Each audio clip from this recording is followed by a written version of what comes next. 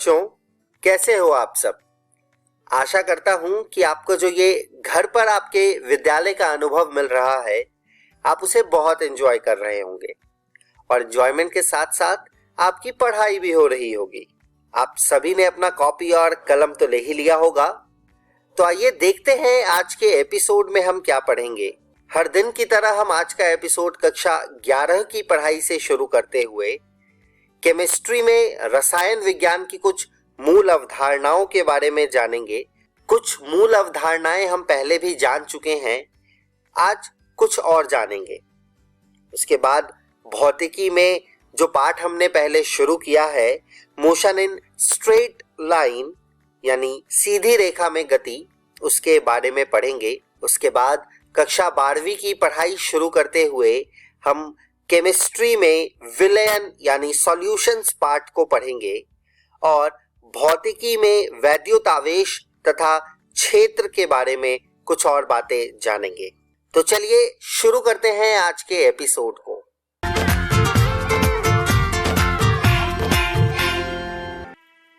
नमस्कार दोस्तों, आज हम अपना नया अध्याय शुरू करने जा रहे हैं जिसका नाम है रसायन विज्ञान की कुछ मूल अवधारणाएं का भाग 6।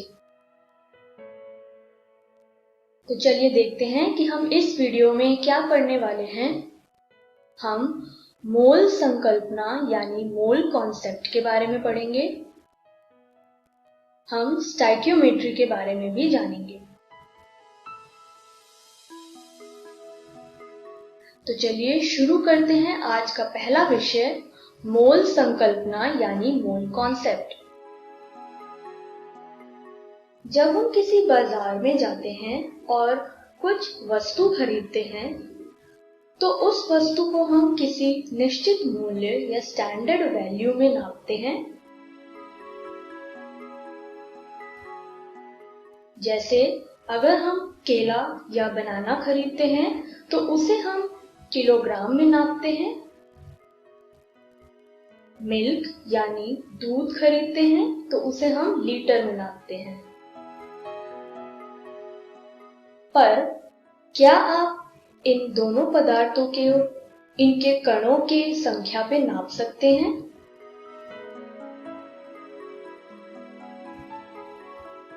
आइए इसे विस्तार से जानें। स्क्रीन पे दिया गया पिक्चर एक प्योर गोल्ड यानी प्योर सोने का है। क्या आप इस सोने में कितने कणों की संख्या है बता सकते हैं? आपके मुताबिक यह संख्या को गणना बहुत ही मुश्किल है, पर रसायन विज्ञान ने इसको आसान बनाया है। आइए जानते हैं कैसे। रसायन विज्ञान में हम मोल की गणना करते हैं कणों की संख्याओं को मापने के लिए। एक मोल वह मात्रा है जिसमें उतने ही कण उपस्थित होते हैं जितने कार्बन 12 समस्थानिक यानी आइसोटोप के ठीक 12 ग्राम के परमाणुओं की संख्या होती है।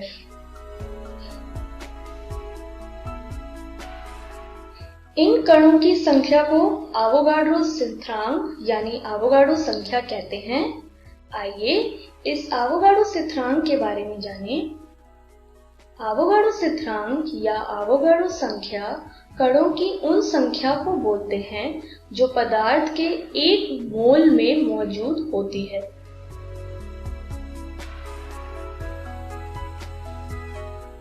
इसे हम Na से लिखते हैं। इसकी वैल्यू है 6.023 इंटू 10 की पावर 23 और जैसा कि इसका नाम दर्शाता है, यह संख्या अमेडियो एवोगाड्रो जो कि एक वैज्ञानिक थे, उन्होंने दी थी।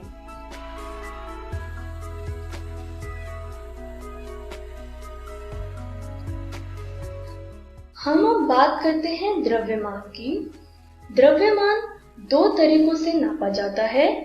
पहला है परमाणु द्रव्यमान, दूसरा है मोलर द्रव्यमान। परमाणु द्रव्यमान या एटॉमिक मास हमने पिछली वीडियो में पढ़ा था। यह एक कण का द्रव्यमान होता है और मोलर मास या मोलर द्रव्यमान 6.023 into 10⁻23 कणों यानी एवोगैड्रो संख्या के द्रव्यमान के बराबर होता है। अब यह कण दो तरीके के भी हो सकते हैं, तो मोलर द्रव्यमान को भी दो भागों में बांटा गया है। मोलर द्रव्यमान दो भागों में बांटा गया है। पहला है ग्राम परमाणु द्रव्यमान। यह तब यूज किया जाता है जब यह कण एक परमाणु हो। इसको हम GAM भी लिखते हैं। और अगर एवोगैड्रो परमाणु एक अणु हो यानी मॉलिक्यूल हो तो हम इसे ग्राम अणु द्रव्यमान यानी ग्राम मॉलिक्यूलर मास भी कहते हैं। इसे हम GMM भी लिखते हैं। इस तरीके से हमने दोनों द्रव्यमानों के बारे में जाना।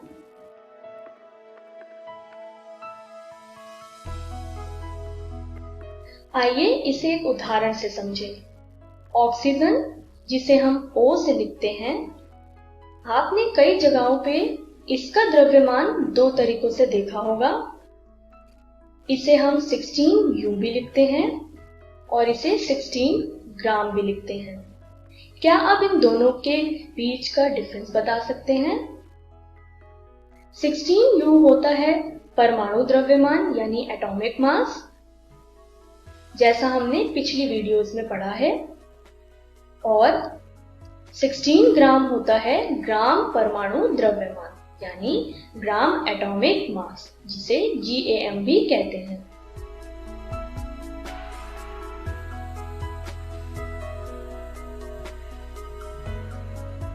स्क्रीन पे दिया गया टेबल कुछ तत्वों के परमाणु द्रव्यमान को दर्शाता है। यह आप लिख सकते हैं।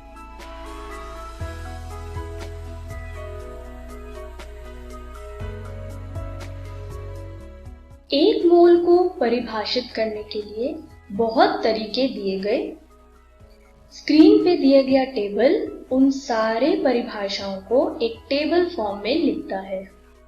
आइए इसे एक एक करके विस्तार से जानें। यदि हमें एक मोल को एक परमाणु पदार्थ के लिए परिभाषित करना हो, तो इसको हम परिभाषित करने के लिए जो फॉर्मूला यूज करेंगे वो है मोलों की संख्या बराबर दिया गया द्रव्यमान भाग ग्राम परमाणु द्रव्यमान यानी ग्राम एटॉमिक मास।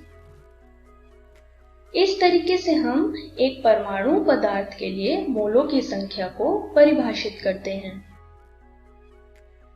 यदि हमें एक मोल की परिभाषा एक आणविक पदार्थ के लिए देना हो, तो इसका फॉर्मूला होगा मोलों की संख्या बराबर दिया गया द्रव्यमान और भाग करेंगे इसे ग्राम अणु द्रव्यमान यानी ग्राम मॉलिक्यूलर मास। इस तरीके से हम एक आणविक पदार्थ के लिए मोलों की संख्या को ज्ञात करते हैं। यदि हमें कुल दिए गए कणों की संख्या दी हो, उसमें हमें मोलों की संख्या को परिभाषित करना हो, तो हम फॉर्मूला यूज करेंगे मोलों की संख्या बराबर दिए गए कुल कणों की संख्या और उसे एवोगैड्रो संख्या से भाग करेंगे। जैसा हमने अभी पढ़ा, एवोगैड्रो संख्या होती है 6.023 into 10⁻23। इस तरीके से हम मोलों को कई तरीकों से परिभाषित करते हैं। अब हम अपने एक प्रश्न पे आते हैं। क्या आप बता सकते हैं 398 ग्राम सल्फ्यूरिक अम्ल यानी सल्फ्यूरिक एसिड में कितने मोलों की संख्या होगी? आइए इसे सॉल्व करते हैं। सल्फ्यूरिक अम्ल यानी सल्फ्यूरिक एसिड का फॉर्मूला होता है H2SO4। क्या आप इनका आणविक द्रव्यमान निकाल सकते हैं? जैसा हमने अपनी पिछली वीडियोस में पढ़ा था, आणविक द्रव्यमान निकालने के लिए दिए गए तत्वों को उनके नंबरों से और उनके परमाणु द्रव्यमान से गुणनफल का योग करते हैं। आइए इसे करके देखते हैं। जैसा कि H2SO4 में 2 हाइड्रोजन है, तो 2 इंटू हाइड्रोजन का परमाणु द्रव्यमान प्लस 1 क्योंकि एक ही सल्फर है इंटू सल्फर का परमाणु द्रव्यमान और प्लस 4 क्योंकि 4 ऑक्सीजन है इंटू ऑक्सीजन का परमाणु द्रव्यमान। तो सारी वैल्यूज को रखकर हमारा सल्फ्यूरिक अम्ल यानी सल्फ्यूरिक एसिड का आणविक द्रव्यमान आया 98 ग्राम पर मोल। इस तरीके से हम किसी भी अणु का आणविक द्रव्यमान निकालते हैं, जैसा हमने पिछली वीडियोस में जाना था। आइए अब इसमें हम मोलों की संख्या को ज्ञात करें। जैसा हमने पिछली स्लाइड्स में पढ़ा, मोलों की संख्या को ज्ञात करने के लिए दिए गए द्रव्यमान को उसके आणविक द्रव्यमान से भाग करेंगे। वही फॉर्मूला हमने इस प्रश्न में यूज करा।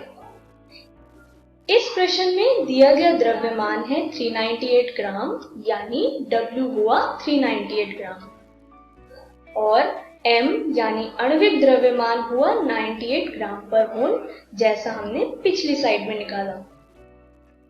जब हमने इन सारी संख्याओं को इस फॉर्मूले में रखा तो आंसर आया 4.061 मोल, यानी 398 ग्राम सल्फ्यूरिक अम्ल या सल्फ्यूरिक एसिड में 4.061 मोलों की संख्या है।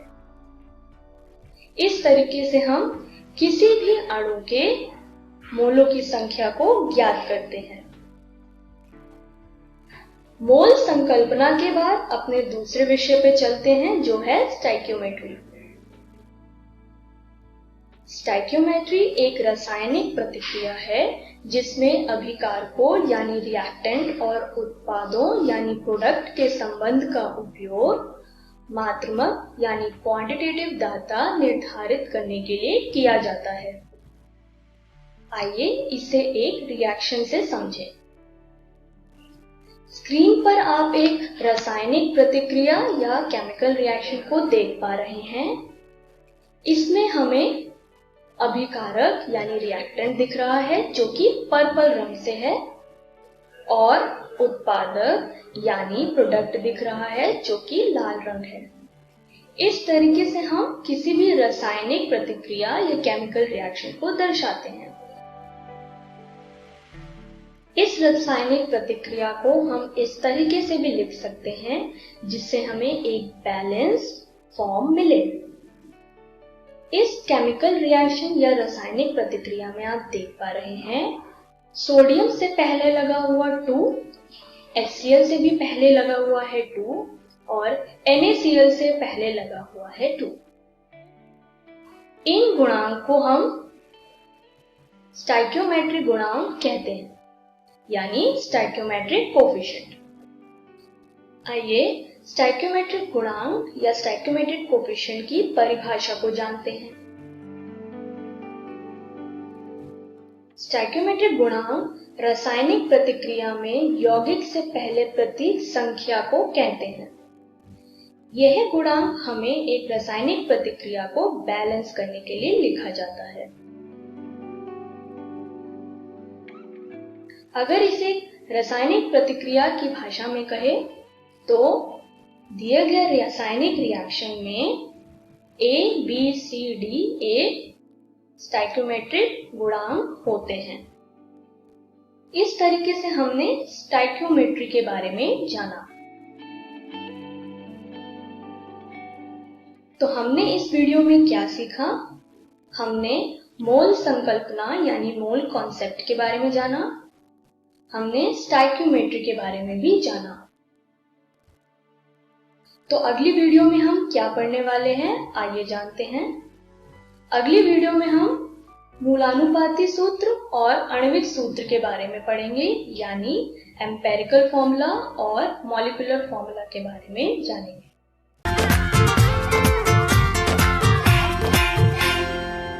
नमस्कार दोस्तों, आज हम पढ़ने जा रहे हैं कक्षा 11वीं के भौतिकी का अध्याय सरल रेखा में गति भाग 2। तो चलिए शुरू करने से पहले एक बार नजर डालते हैं कि आज हम क्या क्या पढ़ने वाले हैं। तो आज हम सबसे पहले पढ़ेंगे औसत वेग तथा औसत चाल। उसके बाद हम पढ़ेंगे तात्क्षणिक वेग एवं चाल। तो आइए शुरू करने से पहले एक बार परिचय पर नजर डालते हैं। आप अपने आसपास रोज बहुत सी वस्तुओं को गति करते हुए देखते हैं, पर क्या आपको सारी वस्तुएं गति करती हुई दिखती हैं? इसके बारे में हम पिछली वीडियो में पढ़ चुके हैं। चलिए इसको और अच्छे से समझने के लिए एक उदाहरण लेते हैं। मान लीजिए कि आप एक ट्रेन में बैठे हुए हैं और आप ट्रेन की खिड़की तथा दरवाजों की तरफ नहीं देख रहे हैं, तो क्या आपको ट्रेन के अंदर की वस्तुएं आगे चलती हुई नजर आएंगी? क्या आपको चीजें गति में दिखेंगी? नहीं। लेकिन क्या सही में ऐसा है? चलिए इसके लिए हम एक और कंडीशन लेते हैं। मान लीजिए आपकी कोई फ्रेंड ट्रेन के बाहर खड़ी है और अब उसके लिए बताइए क्या ट्रेन गति कर रही है या नहीं। जी हाँ, उसके लिए ट्रेन गति कर रही है। इससे हमारे दो निष्कर्ष निकलते हैं, जिसमें पहला है गति का मान निर्देश तंत्र पर निर्भर करता है। जैसे जब आप ट्रेन के अंदर बैठे थे तो ट्रेन की गति 0 थी, लेकिन आपकी फ्रेंड के लिए ट्रेन की कुछ निश्चित गति थी। एक वस्तु गति की अवस्था में तभी कहलाती है जब वह समय के साथ कुछ दूरी तय करे। तो चलिए हम आगे चलते हैं और चाल को समझते हैं। चाल को इंग्लिश में कहते हैं स्पीड। यह किसी पिंड द्वारा एकांक समय में तय की गई दूरी होती है, जिसे हम इस तरह प्रदर्शित करते हैं। यहां लिखा है v बराबर x/t, जहां पर v है चाल, x है दूरी तथा t है समय। अब हमें यहां से यह भी पता चलता है यदि दूरी का मान ज्यादा है तो चाल का मान भी ज्यादा होगा, और अगर समय का मान कम है तब भी चाल का मान अधिक होगा। चलिए इसे एक उदाहरण से समझते हैं। मान लीजिए एक व्यक्ति है जो एक निश्चित गति से चल रहा है। अब यह किसी निश्चित समय अंतराल में कुछ दूरी तय करता है। वहीं एक दूसरा व्यक्ति है, वह इसी निश्चित समय अंतराल में अधिक दूरी करता है। तब दूसरे व्यक्ति की चाल पहले व्यक्ति की चाल से अधिक कहलाएगी। चाल दिशा पर निर्भर नहीं करती है, इसलिए यदि दो वस्तुएं समान गति से अलग अलग दिशा में जा रही हैं, तब भी उनकी चाल समान होती है। जैसे उदाहरण से देखते हैं, यदि यह पिंड किसी निश्चित दिशा में गति कर रहा है और उसी की तरह दूसरा पिंड भी एक दूसरी निश्चित दिशा में गति कर रहा है, और यदि दोनों समान समय अंतराल में समान दूरी तय करते हैं, तब दोनों की चाल समान होगी और यह निर्भर नहीं करेगा कि वह किस दिशा में जा रहे हैं। चलिए अब आगे चलते हैं और वेग पर नजर डालते हैं। वेग को इंग्लिश में कहते हैं वेलोसिटी। यह किसी पिंड की वह दर है जिससे वह किसी निश्चित दिशा में अपनी स्थिति परिवर्तित करता है। मतलब वेग में हम परिमाण के साथ साथ दिशा पर भी ध्यान देते हैं और इसको इस सूत्र से प्रदर्शित किया है जहां लिखा है v बराबर d/t, जहां d विस्थापन है और t समय है। इसके लिए एक उदाहरण देखते हैं। मान लीजिए कोई पिंड एक बिंदु से आगे की तरफ सरल रेखा में गति कर रहा है और वो t समय में d विस्थापन तय करता है, तब उसका वेग हो जाएगा d/t। वेग का मान सदैव दिशा पर भी निर्भर करता है। चलिए इसे भी फिगर से देखते हैं। मान लीजिए ये कोई पिंड है जो एक निश्चित दिशा में गति कर रहा है, वहीं एक दूसरा पिंड किसी दूसरी दिशा में समान रूप से गति कर रहा है और दोनों समान समय अंतराल में समान दूरी तय करते हैं, परंतु तब भी इन दोनों का वेग अलग अलग होगा क्योंकि दोनों की दिशा अलग अलग है। चलिए अब हम आगे बढ़ते हैं और औसत चाल को समझते हैं। औसत चाल को इंग्लिश में कहते हैं एवरेज स्पीड। एक गतिमान कण के लिए औसत चाल को दो बिंदुओं के बीच की दूरी में अंतर तथा बिंदुओं के बीच के समय में अंतर के अनुपात से परिभाषित किया जाता है। चलिए इसे उदाहरण से समझते हैं। मान लीजिए ये कोई पिंड है जो इस प्रकार गति कर रहा है। अब हम औसत चाल निकालने के लिए इसकी तय की गई दूरी देखेंगे जो इस प्रकार है और इसी के अनुसार हम लिख सकते हैं औसत चाल बराबर कुल चली गई दूरी बटे कुल व्यय समय। चित्र में चली गई दूरी को काले रंग की सरल रेखा से प्रदर्शित किया गया है। चलिए अब आगे चलते हैं और औसत चाल से जुड़े कुछ बिंदुओं पर नजर डालते हैं। औसत चाल की इकाई मीटर पर सेकंड है। औसत चाल की विमा m0 L1 t-1 है। औसत चाल की दिशा के बारे में नहीं बताती है तथा औसत चाल का मान हमेशा धनात्मक होता है तथा इसका मान कभी भी ऋणात्मक नहीं हो सकता। तो चलिए आगे बढ़ते हैं और इसका उदाहरण देखते हैं। मान लीजिए कोई वस्तु एक सरल रेखा में गति कर रही है। सरल रेखा पर जो बिंदु दिखाए गए हैं उनका नाम है A, B तथा C। वस्तु गति बिंदु A से प्रारंभ करती है और वो पहले A से C की तरफ जाती है जिनके बीच की दूरी है 3 मीटर। फिर C से B की तरफ जाती है जिनके बीच की दूरी है 4 मीटर और फिर वापस से B बिंदु से C पर आ जाती है। तो चलिए अब देखते हैं इसके लिए औसत चाल कितनी होगी। तो औसत चाल होती है कुल तय की गई दूरी बटे कुल समय।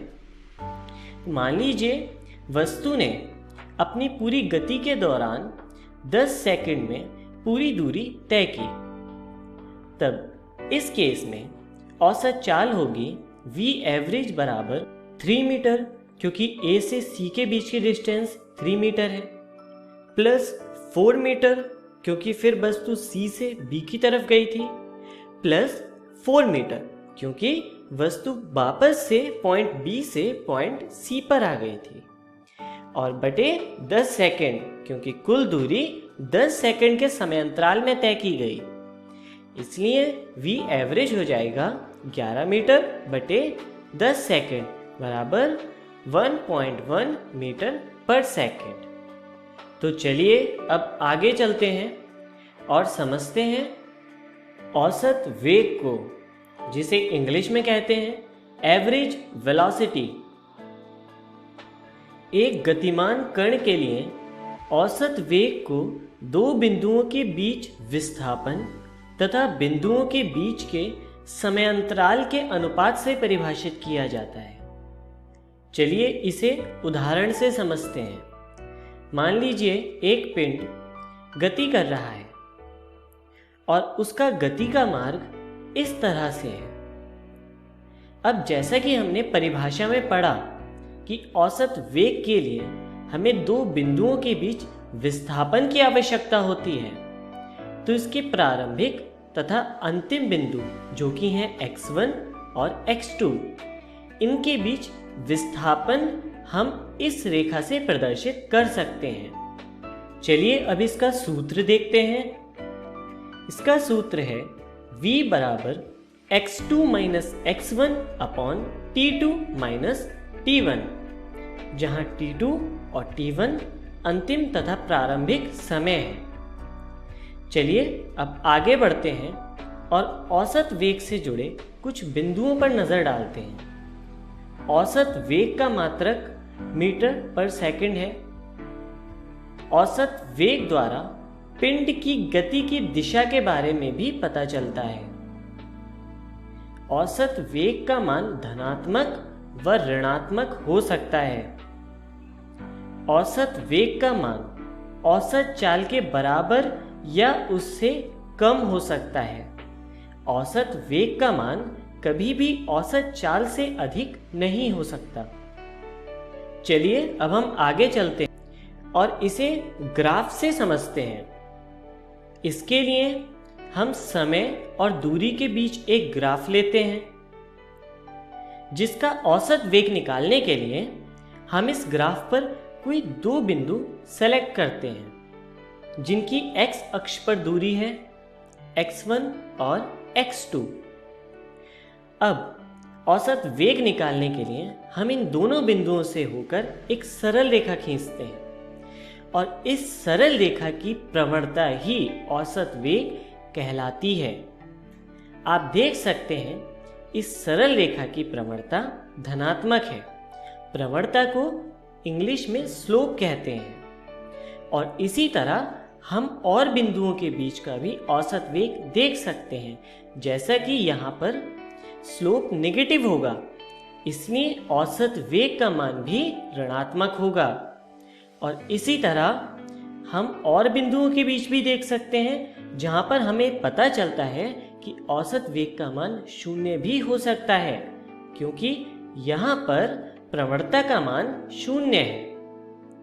तो चलिए आगे बढ़ते हैं और इसी तरह के और ग्राफ देखते हैं। हमारा पहला ग्राफ है दूरी और समय के बीच का ग्राफ, जो कि इस तरह से है। यहाँ पर भी आप देख सकते हैं कि प्रवणता धनात्मक है, इसलिए औसत वेग भी धनात्मक होगा। तथा दूसरे केस में प्रवणता ऋणात्मक है, इसलिए औसत वेग भी ऋणात्मक होगा। तथा तीसरे केस में प्रवणता 0 है। आप देख सकते हैं यहाँ पर स्लोप का मान 0 है, इसलिए औसत वेग भी 0 होगा। चलिए आगे बढ़ते हैं और तात्क्षणिक वेग पर नजर डालते हैं, जिसे इंग्लिश में कहते हैं इंस्टेंटेनियस वेलोसिटी। हम यहाँ पर इसका परिचय पढ़ेंगे। एक निश्चित समय पर किसी वस्तु के वेग को उसका तात्क्षणिक वेग कहते हैं। इसका SI मात्रक होता है मीटर पर सेकेंड और विमा होती है m0 L1 t-1। आगे चलते हैं और तात्क्षणिक चाल पर नजर डालते हैं, जिसे इंग्लिश में कहते हैं इंस्टेंटेनियस स्पीड। तात्क्षणिक वेग के परिमाण को तात्क्षणिक चाल कहते हैं। यदि तात्क्षणिक वेग को v से रिप्रेजेंट किया जाए और तात्क्षणिक चाल को u से रिप्रेजेंट किया जाए, तो यह लिखा जा सकता है u बराबर मॉड v। तो चलिए आगे चलते हैं और जानते हैं कि आज हमने क्या क्या सीखा। तो सबसे पहले हमने सीखा औसत चाल, उसके बाद हमने पढ़ा औसत वेग, तथा सबसे अंत में हमने पढ़ा ताक्षणिक चाल एवं वेग। आइए जानते हैं कि अगली वीडियो में हम क्या पढ़ने वाले हैं। अगली वीडियो में हम पढ़ेंगे ताक्षणिक वेग एवं चाल तथा त्वरण। धन्यवाद।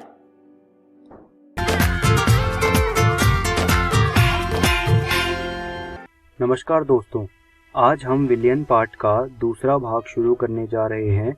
तो आइए देखते हैं कि आज की इस वीडियो में हम लोग कौन कौन सी टॉपिक्स को पढ़ेंगे। सबसे पहले हम ठोसों और गैस की द्रवों में विलेयता के बारे में पढ़ेंगे और उसके बाद हम हेनरी का नियम पढ़ेंगे। तो आइए शुरू करते हैं आज की इस वीडियो को ठोसों और गैस की द्रवों में विलेयता से। विलेयता समान समान को घोलता है के नियम का पालन करती है। यह बहुत ही ज़रूरी और महत्वपूर्ण बात है विलेयता के बारे में कि विलेयता समान समान को घोलता है के नियम का पालन करती है। कभी भी जब विलेयता की प्रक्रिया होती है तो उसमें सबसे पहले विलीनीकरण होता है और उसके बाद क्रिस्टलीकरण की प्रक्रिया होती है। आइए अब ये चीज़ समझते हैं कि समान समान को घोलता है का नियम क्या होता है और ये नियम क्यों बनाया गया। देखिए होता क्या है, अभी जो आपके सामने फोटो आई है उस चित्र में आपको दिख रहा होगा कि NaCl का क्रिस्टल जो है वो हमने पानी के अंदर घोला है। तो NaCl के क्रिस्टल में क्या होता है, Na+ और Cl- धनायन और ऋणायन बनते हैं। इसी कारण NaCl को पोलर क्रिस्टल भी कहा जाता है। यहाँ से हमें ये तो पता लग गया कि NaCl की जो प्रवृत्ति है वो पोलर प्रवृत्ति है। वहीं अगर हम बात करें पानी की, तो पानी क्या होता है, पानी का जो फॉर्मूला होता है वो H2O होता है और पानी भी पोलर प्रवृत्ति का होता है। तो NaCl भी पोलर प्रवृत्ति का है और पानी भी पोलर प्रवृत्ति का है, तो दोनों आपस में घुल जाते हैं। इसी को कहते हैं समान समान को घोलता है। तो अब होता क्या है, यहाँ पर हमने देखा कि जो पोलर विलेय है वो पोलर विलायन में ही घुलेगा। अगर दोनों में से एक भी नॉन पोलर हुआ तो वो दोनों आपस में नहीं घुलेंगे। तो यही नियम कहलाता है समान समान को घोलता है का नियम। यह नियम बहुत ज़रूरी है, परीक्षा में आपसे प्रश्न पूछे जा सकते हैं इसके ऊपर। तो आप इस चीज़ को एक बार अपनी NCERT रसायन विज्ञान भाग 1 से पढ़ लीजिएगा। आइए अब आगे बढ़ते हैं। विलेयता को प्रभावित करने वाले कारक। इसमें हम ये जानेंगे कि विलेयता को कौन कौन से कारक प्रभावित करते हैं। तो सबसे पहला कारक है पदार्थ की प्रकृति। जैसे मैंने आपको अभी बताया कि जो पदार्थ की प्रकृति है वो किस तरह से प्रभावित करती है विलेयता को। अगर समान समान हुआ तो पदार्थ घुलेगा, अगर समान समान नहीं हुआ तो पदार्थ नहीं घुलेगा। दूसरा जो कारक है वो है तापमान। तापमान भी एक ऐसा कारक है जो विलेयता को प्रभावित करता है, ये हम आगे देखेंगे। तीसरा जो कारक है वो है दाब। दाब उन मामलों में विलेयता को प्रभावित करने वाला एक कारक है जहां पर विलेय गैस हो। तो दाब वहां पर विलेयता को प्रभावित करता है। जिन मामलों में द्रव हमारा विलेय होता है उन मामलों में दाब विलेयता को प्रभावित नहीं करता। तो दाब सिर्फ गैसों के लिए विलेयता को प्रभावित करने वाला एक कारक होता है। आइए अब आगे बढ़ते हैं और देखते हैं कि तापमान किस तरह से विलेयता को प्रभावित करता है। तापमान का जो प्रभाव है विलेयता पर वह इस बात पर निर्भर करता है कि जो हमारी प्रक्रिया है वो किस तरह की है। अगर ऊष्मशोषी प्रक्रिया है तो ऊष्मशोषी प्रक्रिया में तापमान बढ़ने से विलेयता बढ़ती है, और वहीं अगर ऊष्मक्षेपी प्रक्रिया है तो तापमान बढ़ने से विलेयता कम होती है। यह था विलेयता पर तापमान का प्रभाव। अब आगे बढ़ते हैं और देखते हैं क्या है हेनरी का नियम। हेनरी का नियम कहता है कि किसी भी गैस का वाष्प अवस्था में आंशिक दाब उस विलयन में गैस मोल अंश के समानुपाती होता है। अगर हम हेनरी के नियम का एक्सप्रेशन देखें तो उसे ऐसा लिखा जाता है P = KH × X, यहाँ पर P जो है वह गैस का आंशिक दाब है और X जो है वो गैस का मोल अंश है और KH यहाँ पर हेनरी स्थिरांक है। यह है हेनरी का नियम। हेनरी का नियम परीक्षा के उद्देश्य से बहुत ही महत्वपूर्ण है, तो मैं आपको ये सलाह देना चाहता हूँ कि आप इसको अच्छे से पढ़ लीजिए और इस पर कुछ प्रश्न भी हल कर लीजिए। हेनरी के नियम के कुछ अनुप्रयोग भी हमको पढ़ने होंगे क्योंकि ये हमारे सिलेबस में है। तो हेनरी के नियम का जो पहला अनुप्रयोग है वो ये है कि आपने बाजार में कोका कोला या सोडा की बोतल तो देखी ही होगी। आपने सोडा जल और शीतल पेयों में देखा होगा कि उसमें जब हम उसे खोलते हैं तो झटके से एक गैस बाहर निकलती है। वह गैस CO2 गैस होती है। हर सोडा जल और शीतल पेयों में यह CO2 गैस पाई जाती है। अब होता क्या है, जो भी इस सोडा जल और शीतल पेय को बनाता है वो यह चाहता है कि CO2 की विलेयता बोतल में बनी रहे और हो सके तो CO2 की जो विलेयता है वो बोतल में ज़्यादा ही हो। तो विलेयता को बढ़ाने के लिए जो भी इस सोडा जल या शीतल पेय को बनाता है वो क्या करता है, वो बोतल को अधिक दाब पर बंद कर देता है। अधिक दाब पर बंद करने के कारण क्या होता है कि जो CO2 गैस होती है उसकी विलेयता सोडा जल या शीतल पेय में बहुत ही बढ़ जाती है। तो यह एक बहुत बड़ा फायदा होता है और ये हेनरी के नियम का एक अनुप्रयोग है। यह बहुत ज़रूरी है, आप इसको अपनी कॉपीज़ में लिख लीजिए। अब अगला जो हेनरी के नियम का अनुप्रयोग है वह यह है कि गहरे समुद्र में जो गोताखोर जाते हैं, आपने देखा होगा कि वो ऑक्सीजन सिलेंडर लगा के जाते हैं। आपने फिल्मों में या फिर टीवी में कभी देखा होगा कि जो गहरा समुद्र होता है उसमें जो गोताखोर जाते हैं वह ऑक्सीजन सिलेंडर लगा के जाते हैं। अब होता क्या है, गहरे तल में, गहरे समुद्र तल में गैसों का अधिक दाब होता है। अधिक दाब होने के कारण रक्त में गैसों की अधिक घुलनशीलता होती है। तो अधिक घुलनशीलता का सामना गोताखोरों को समुद्र के अंदर करना पड़ता है। अब होता क्या है, जब गोताखोर समुद्र के सतह पर आने लगता है तो सतह पर आते आते ये सारी गैसें धीरे धीरे निकलने लगती हैं। तो जब ये गैसें नसों से बाहर निकल रही होती हैं तो होता क्या है कि ये अपने बुलबुले छोड़ती है नसों में। बुलबुले ब्लॉकर का काम करते हैं और ये खून को रोक देते हैं। इससे काफ़ी हार्ट की प्रॉब्लम होती है और गोताखोरों को एक चिकित्सक अवस्था का सामना करना पड़ता है जिसे बेंट्स कहते हैं। अक्सर गोताखोरों को इस बेंट्स नाम की चिकित्सक अवस्था का सामना करना पड़ता है। हेनरी के नियम के ये दो अनुप्रयोग आप अपनी कॉपियों में लिख लीजिएगा। यह बहुत ज़रूरी हैं परीक्षा के उद्देश्य से और इन नियमों और इन अनुप्रयोगों को अपनी किताबों से भी पढ़ लीजिएगा। आइए अब हम इस वीडियो की अंत में आ गए हैं, तो देखते हैं कि आज की इस वीडियो में हमने क्या क्या पढ़ा। सबसे पहले हमने ठोसों और गैस की द्रवों में विलेयता पढ़ी और उसके बाद हमने हेनरी का नियम पढ़ा और साथ ही हमने हेनरी के नियम के कुछ अनुप्रयोग भी पढ़े। तो आज की वीडियो में हमने ये सब पढ़ा। मैं उम्मीद करता हूँ कि आपको मेरी पढ़ाई हुई चीज़ें समझ आई होंगी। मैं ये आपको एक सलाह देना चाहता हूँ कि आप ये सब चीज़ें NCERT रसायन विज्ञान भाग 1 से पढ़ लीजिएगा। अगली वीडियो में हम लोग राउल्ट नियम पढ़ेंगे और उसके बाद हम आदर्श एवं अनादर्श विलयन के बारे में पढ़ेंगे। बदलाव एक दिन में नहीं आता है, उसके लिए लड़ना पड़ता है, अपनों से और अपने सपनों से। मेरा भी एक सपना था और फिर दिल्ली से लड़के वाले आए हैं, ज्योति को बुलाओ। ज्योति चली गई। मेरी बेटी को वापस ला दीजिए। कुछ तो गड़बड़ है। मैं बी कीपिंग सीखना चाहती हूँ। क्लाइमेट चेंज की वजह से दुनिया बर्बाद हो रही है, किसी को तो पहल करनी होगी। ये इतना आसान नहीं है। हम सब तुम्हारे साथ हैं। हमें सीखना होगा उन लोगों से जो इस काम को जानते हैं।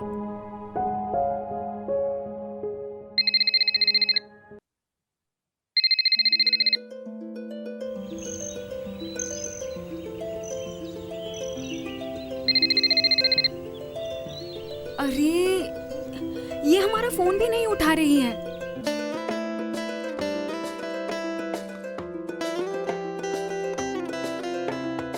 आपकी चिट्ठी आई है। नमस्कार पवन, मेरा नाम आमिर है। मैं ज्योति के साथ स्कूल में पढ़ने वाली जरीन और अमीना का पिता हूँ। आपकी तरह मेरी भी बेटी है, इसलिए आपको ये बताना जरूरी है कि ज्योति हमारे साथ झारखंड में सुरक्षित है। तुम देखना, ज्योति हमारा नाम रोशन करेगी। ज्योति! पिताजी, इस गांव को बर्बाद होने से रोकने के लिए मेरे पास एक सल्यूशन है। मुझे तुम पर गर्व है ज्योति। मेरी बेटी वापस आ गई है। प्रॉब्लम कितनी भी बड़ी हो, उन्हें सुलझाने की हिम्मत होनी चाहिए। आखिर यही तो करता है एक व्यवसायी। हाँ, मैं एक एंटरप्रेन्योर हूँ जो प्रेमनगर और शहद के गांव नाम की जगह पर रहती हूँ। तो आइए हमारे साथ और इस रेवोल्यूशन में जुड़ जाइए। प्रेमनगर और शहद का गांव 5 दिन का प्रोजेक्ट है। आप इसे 4-4 के समूह में जाकर पूरा करेंगे। पहला दिन, क्षेत्र शोध। मधुमक्खी पालक के पास जाए, उनसे उनके कौशलों के बारे में पूछे। मधुमक्खी का जीवन कितना होता है, शहद की जानकारी, व्यापार की जानकारी, वे अपनी मधुमक्खियों के साथ कहाँ कहाँ जाती है। नोट्स बनाना और फोटो लेना ना भूले। दूसरा दिन, खेत में जाकर रिसर्च। किसानों से जाकर पूछे कि वे क्या उगाते हैं, क्या वे जैविक खाद का प्रयोग करते हैं और क्या उन्हें लगता है कि मधुमक्खियों से उन्हें फायदा होगा। तीसरा दिन, बाजार में जाकर शोध।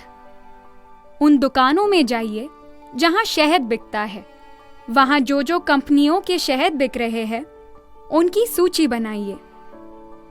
देखिए कि शहद की बरनी प्लास्टिक की है या कांच की। उनकी कीमत कितनी है, देखिए उसमें क्या क्या है। और हाँ, फोटोज खींचना ना भूले। चौथा दिन, आप अपने समूह के साथ सोचे कि क्या कुछ और शोध करना जरूरी है, और अगर है तो वहां जाइए। आप कृषि विज्ञान केंद्र जा सकते हैं, या जैविक किसान से मिल सकते हैं, या जैविक खेत जा सकते हैं। 5वां दिन, अपनी व्यापार की योजना लिखिए। सब साथ मिलकर अपना रिसर्च प्रोजेक्ट कंप्लीट करें और उसे चेक करने के लिए अपने शिक्षक को दे। ये करने के बाद दूसरी कहानी देखिए, पढ़िए और सीखिए, क्योंकि युवा उद्यमी कभी रुकते नहीं हैं।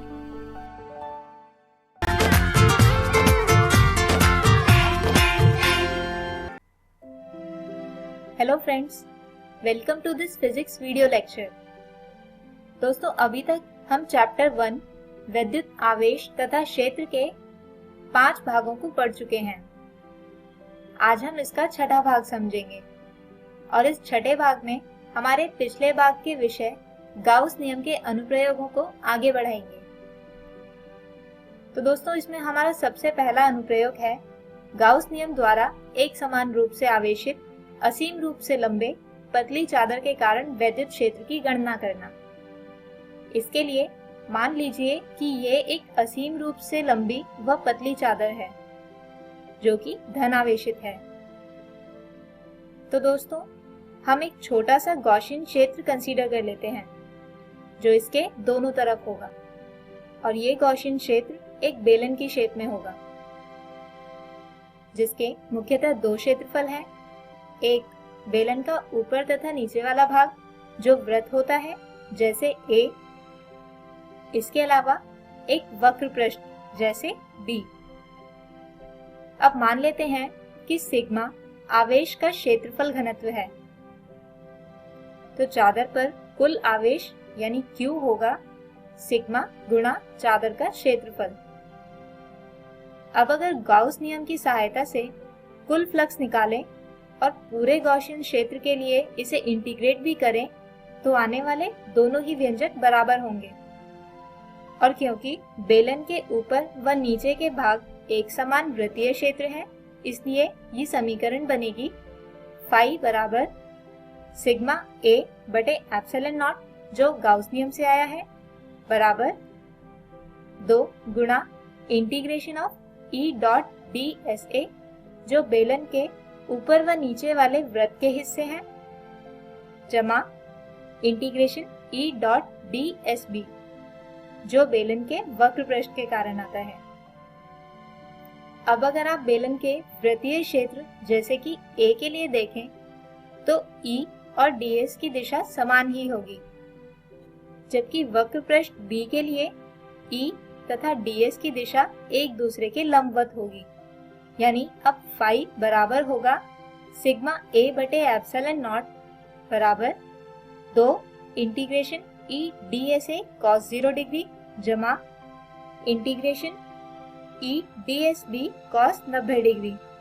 अब जैसा कि आप जानते हैं कि cos 90 डिग्री और cos 0 डिग्री की वैल्यू रखने पर इक्वेशन आएगी फाई बराबर सिग्मा a बटे एप्सिलॉन नॉट बराबर 2 इंटीग्रेशन e ds a।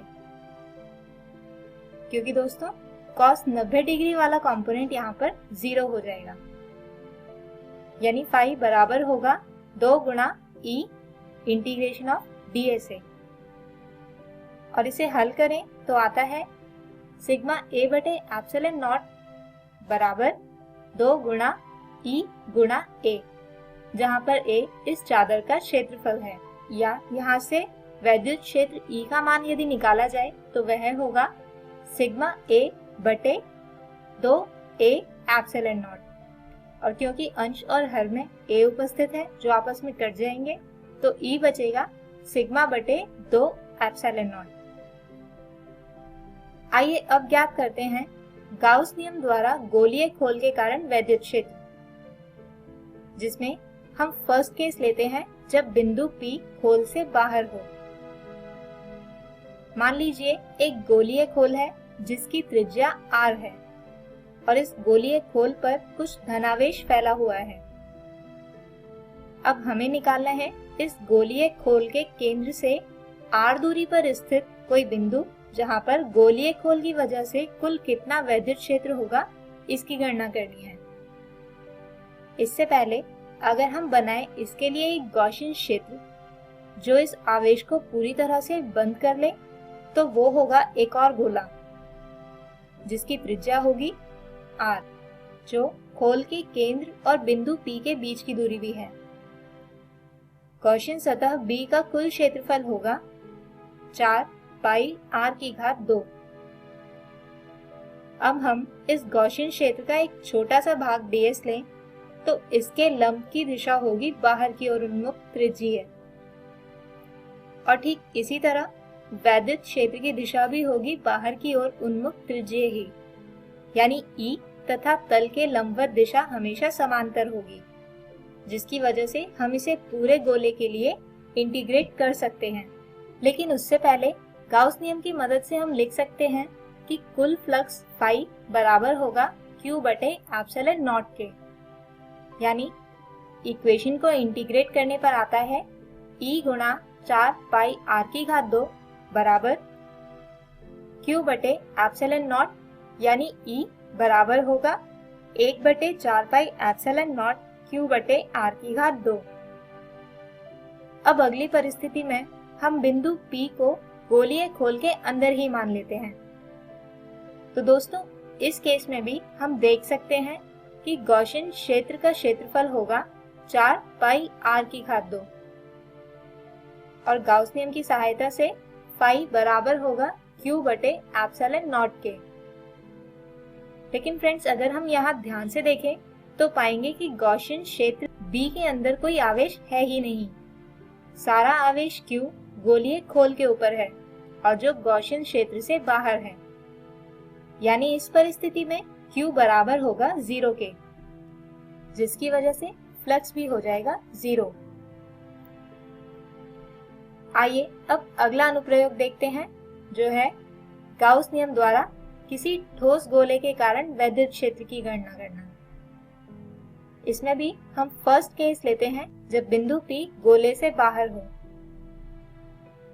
मान लीजिए एक ठोस गोला है जिसकी त्रिज्या r है और इस गोले में कुछ धनावेश उपस्थित है। अब हमें निकालना है इस गोले के केंद्र से r दूरी पर इस गोले की वजह से कुल कितना वैद्युत क्षेत्र होगा। इससे पहले अगर हम बनाएं इसके लिए गॉसियन क्षेत्र जो इस आवेश को बंद करे, तो वो होगा एक सकेंद्रीय गोला जिसकी त्रिज्या होगी r, जो गोले के केंद्र और बिंदु P के बीच की दूरी भी है। दोस्तों, गॉसियन सतह B का कुल क्षेत्रफल होगा 4 पाई r⁵2। अब हम इस गॉसियन क्षेत्र का एक छोटा सा भाग ds लें, तो इसके लंब की दिशा होगी बाहर की ओर उन्मुख त्रिज्य, और ठीक इसी तरह वैद्युत क्षेत्र की दिशा भी होगी बाहर की ओर उन्मुख त्रिज्य, यानी E तथा तल के लंबवत दिशा हमेशा समांतर रहेगी, जिसकी वजह से हम इस पूरे गोले के लिए इसे इंटीग्रेट कर सकते हैं। लेकिन उससे पहले गाउस नियम की मदद से हम लिख लेते हैं कि कुल फ्लक्स फाई बराबर होगा Q/ε0 के। तो फ्रेंड्स, यहाँ पर इस समीकरण को इंटीग्रेट करने पर आता है E गुणा 4 पाई r⁵2 बराबर Q/ε0, यानी यहाँ से E आता है 1/4 पाई ε0 Q/r⁵2। और दोस्तों, यह व्यंजक ठीक वैसा ही है जैसा किसी बिंदु आवेश या किसी गोलीय खोल के कारण बनने वाले वैद्युत क्षेत्र का होता है। यानी हम ये मान सकते हैं कि इस केस में गोले का पूरा आवेश गोले के केंद्र पर ही केंद्रित रहता है। आइए अब दूसरा केस लेते हैं, जिसमें बिंदु P गोले के अंदर हो। इसके लिए मान लीजिए कि ये एक ठोस गोला है जिसमें आवेश Q उपस्थित है। अब हम इस गोले के अंदर ही कहीं एक बिंदु P मान लेते हैं जो इस गोले के केंद्र से r दूरी पर है। बिंदु P से गुजरने वाला गॉसियन क्षेत्र भी एक गोला होगा, जिसे यहाँ B से दर्शाया गया है। इसी गॉसियन क्षेत्र का एक छोटा सा भाग लेते हैं और इसके बाद इसे पूरे क्षेत्र के लिए इंटीग्रेट करेंगे। यहाँ पर इस छोटे से क्षेत्र के तल का लंब भी बाहर की ओर उन्मुख त्रिज्य है, जबकि इस गॉसियन क्षेत्र का क्षेत्रफल होगा 4 पाई r⁵2। दोस्तों, मान लीजिए कि रो आवेश का आयतन घनत्व है, जिसका मान होगा रो बराबर Q/4/3 पाई r⁵3, यानी इस गोले का कुल आवेश बटे गोले का कुल आयतन। और दोस्तों, गॉसियन क्षेत्र से बंद होने वाला आवेश Q' होगा रो गुणा 4/3 पाई r⁵3, यानी आवेश का आयतन घनत्व गुणा गॉसियन क्षेत्र से बंद होने वाले गोले का आयतन। अब दोस्तों, गाउस नियम से फाई बराबर आता है Q'/ε0 के। इसके अलावा फ्लक्स बराबर होता है E.ds के इंटीग्रेशन के। तो अगर इसे इंटीग्रेट करें और Q का मान रखें, तो समीकरण आएगा रो गुणा 4/3 पाई r⁵3 बटे ε0 बराबर E गुणा 4 पाई r⁵2, जिसे हल करने पर हमें मिलता है वैद्युत क्षेत्र का व्यंजक, जो होगा रो r/3 ε0। तो फ्रेंड्स, हमारे आज के इस वीडियो में हमने गाउस नियम के कुछ और अनुप्रयोगों को देखा, जो थे एक समान रूप से आवेशित असीम रूप से लंबे पतली चादर के कारण वैद्युत क्षेत्र, इसके अतिरिक्त गोलीय खोल के कारण वैद्युत क्षेत्र और ठोस गोले के कारण वैद्युत क्षेत्र। हमारे अगले वीडियो में हम बात करेंगे अगले विषय विद्युत द्विध्रुव की। तब तक के लिए take care and good bye.